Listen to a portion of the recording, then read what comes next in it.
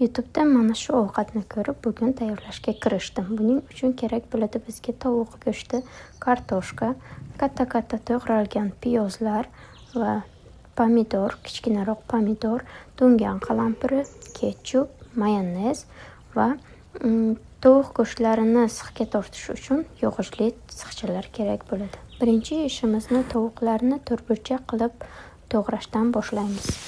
Go'shtlarni to'rtburchak qilib to'g'rab bo'lgach, idishga solamiz va ustidan mayonez, ketchup, murch, paprika va tuz solib yaxshilab aralashtiramiz.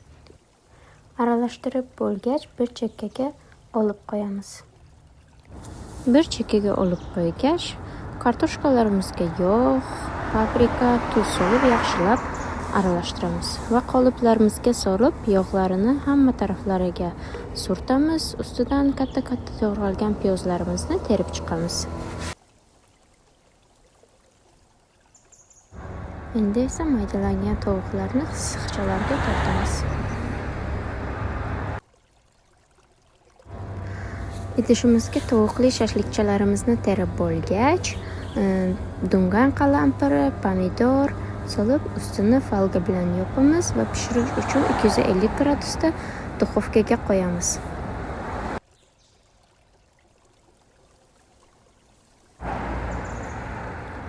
Ovqatimiz o'zini suvida pishib, shunaqangi mazali sochni bo'ladiki, ta'mi og'zingizda qoladi. Ovqatimiz tayyor, yoqimli ishtaha.